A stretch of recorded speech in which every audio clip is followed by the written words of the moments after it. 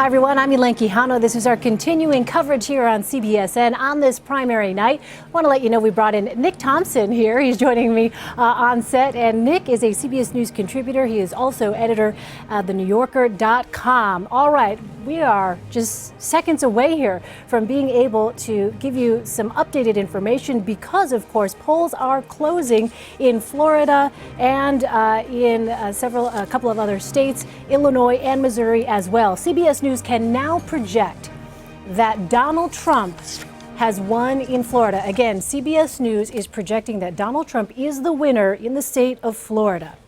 On the Democratic side in Florida, CBS News is projecting that Hillary Clinton is the winner there. Again, CBS News projecting that Hillary Clinton has won in the state of Florida. Looking at Illinois now, on the Republican side, right now, the current estimate is that it is leaning to Donald Trump. There you see, current estimate leaning, Illinois is leaning to Donald Trump. On the Democratic side in Illinois, right now, very close, essentially a toss-up here between Hillary Clinton and Bernie Sanders in the state of Illinois. Moving on to the state of Missouri. On the Republican side, right now, a toss-up between Ted Cruz and Donald Trump. Again, Missouri right now, a toss-up between Ted Cruz and Donald Trump. And on the Democratic side in Missouri, also a toss-up between Bernie Sanders and Hillary Clinton right now. But let's talk about Florida. I have my panel here. And Bob, let me start with you. You know, the polls going into tonight showed that Donald Trump not only had a lead, but he had widened the lead that he initially had. And for Marco Rubio, as we've been saying, if he wasn't able to win Florida, what do you think happens now? Well, I think for all practical purposes, this is the end for Marco Rubio. Now, he may hang around, he may stay in, he may try for some sort of an open convention kind of thing, but I just don't see where he goes from here. Winner take all. Hogan, let me turn to you. You look at that, and it's interesting because there was actually a poll taken, I think it was last week, that showed a much smaller gap between Donald Trump and Marco Rubio. I think it was something in the neighborhood of 8 percentage points. It was like Donald Trump at 38, Marco Rubio at 30. But you see here in recent days, we saw that lead grow for Donald Trump. And now the results, CBS News again projecting that Donald Trump is the winner there. What do you make of that? You remember when Florida was going to be the decider here to solve the problems of the Republican primary? It would decide once and for all if it was Jeb's race or Marco's race, and now Jeb's not even in it, and Marco's losing his home state by 20 points. It's absolutely fascinating to watch, and as we talked about before, you had two people in this race who actually affected Florida's economy, that got people jobs. You had someone like Jeb Bush, you had someone like Marco Rubio with records to point to in the state of Florida, and he got absolutely crushed there. It is a big blow for the Marco Rubio campaign, as Bob pointed out. But Hogan, why do you think, what happened? What happened to Marco Rubio? Is this when Chris Christie pinned him to the wall in that New Hampshire primary and he never really recovered from that?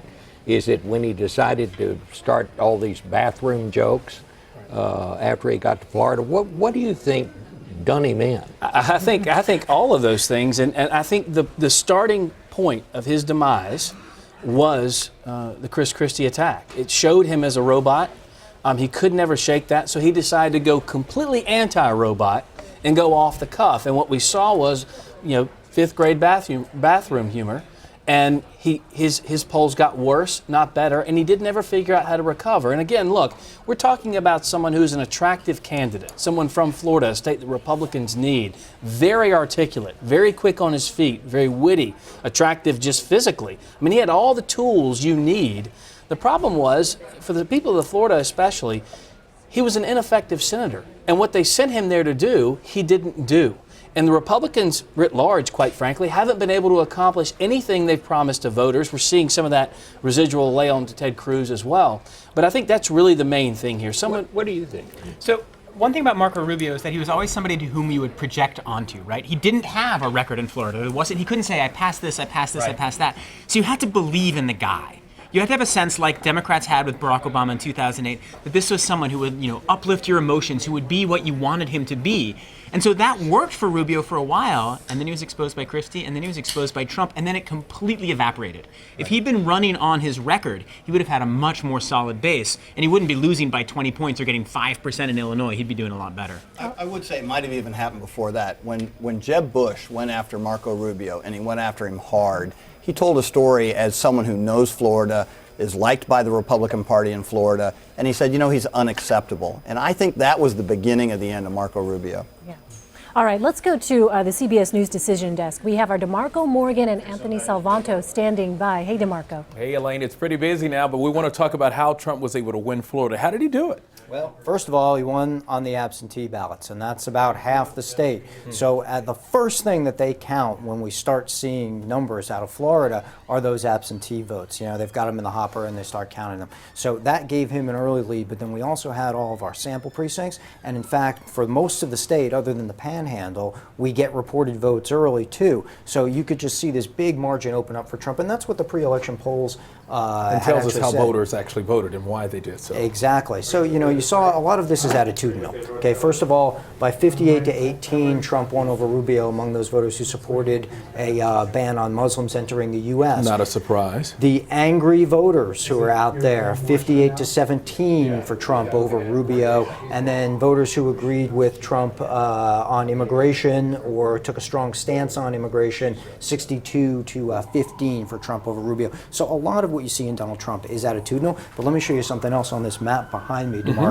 If you can pan over to that, folks, you will see a big red map of Florida. All those red areas are places that Donald Trump was winning. So as the counties were coming in and he was leading in each and every one of them, except for Miami-Dade, that little green spot down there. Well, that's where Marco Rubio is from. So he won there, but that's about 16-17% of the state in a Republican primary. So that's just not enough. And no surprise that he was winning in all of those counties, leading. No, it wasn't. And like I said, it was a very consistent pattern. And and folks know if they've been watching us on all these primary nights, I keep repeating it, but it's always this consistent pattern you're looking for. Well, you see Trump up in the absentee votes and then up in the counted vote, and you get that sense that he's on his way to a bit of a victory. It looks like a big victory in Florida. Now, Anthony, I know we deal with data and analysis. If you are in the Rubio camp tonight, what do? The numbers are not working in his favor. Well, the numbers aren't working in his favor here in Florida. Obviously, politically, everyone said you have to win your home state. So where you go from here? Well, look, there's still a lot of vote outstanding in a lot of those other states.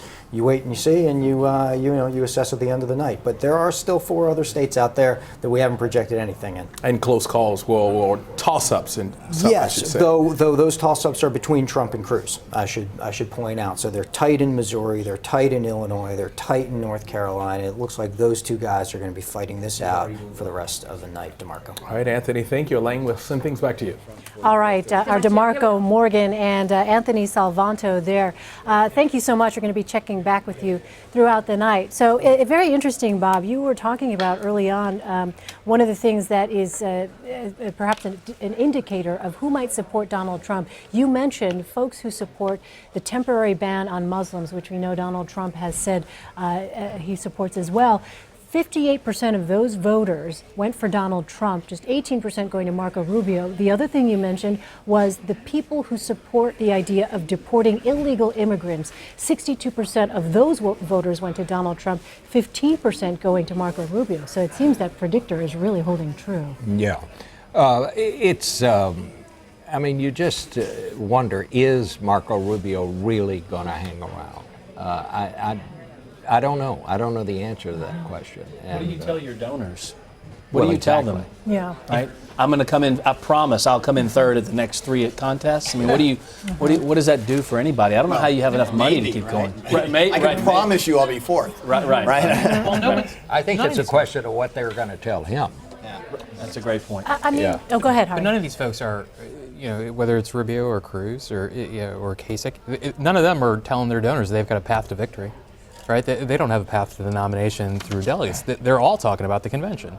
So that's what they're going to tell them. They're going to say, we'll hang it out. We'll hang around and we'll be there and get our name, place, and nomination, and we'll do the politics. Which reminds me of something. A Republican senator told me the other day he thinks that there will be a movement now to get Cruz to announce that he's taking Rubio as a running mate. Well, I don't see where that goes. that seems like a less advantageous strategy after Rubio gets his head handed to him in every single vote tonight. So I can't imagine. I mean, the problem with Rubio I'm just is telling you what somebody told me, and I don't think it's a good strategy. And I can see a don't- Cruz-Kasich combination at this point, but a Cruz-Rubio combination after Rubio has underperformed. Rubio is a very diminished man right now. Yeah. Well, what's the, I mean, we were talking about this before we went to the decision desk, Rick. You know, the lesson here, what is the lesson here? You know, when you look at what happened with the Rubio campaign, and as, you know, we were pointing out, initially there was some back and forth, Jeb Bush going after Marco Rubio, then there was the Chris Christie going after Marco Rubio in New Hampshire during the debate, then there was the Marco Rubio basically getting down to Donald Trump's level with the juvenile attacks. But you look at that, and you also have to think, well, what role did Ted Cruz trying to set up a little bit of an operation play in Marco Rubio's poor showing there? Because there was some reporting that Ted Cruz was actually, you know, trying to get in there and take away some of those votes from Marco Rubio. Yeah, Elaine, I think it's a really important point because for the better part of the last year, the dirty little secret about the Marco Rubio campaign was there wasn't much of a campaign. He really got his start in this campaign, and most of the action was through the debates. He's a very good debater, and it's a high wire act, right? You miss 1 out of 12 and you're going to hurt yourself, but he did have a miss. But what wasn't happening was any vote delivery mechanism, any kind of field organization, any kind of delegate operation. And so when he got home, he didn't protect his base. He didn't have a field operation in Florida. He didn't have an organized campaign there. It's just sort of the Marco show. And that works great if all you got to do is debates. It works lousy if you've got to try and win a state. He didn't pick a state. Their campaign didn't plant a flag in an Iowa or a South Carolina, New Hampshire. They ran a national campaign, pulling in major donors, missing a lot of the conservative base gatherings, and trading that in instead and going to donor meetings and getting a ton of money and people really loving what he had to say in those donor meetings, but their campaign did not plant a flag in the state. And like we say before, we're coming up on March Madness here. You know, it very well may be Duke and Kentucky or somebody in the finals, but you got to beat Old Dominion and you got to get through Marquette a few times before you get to the Final Four. He couldn't win any states, and that's why he's probably not going to be.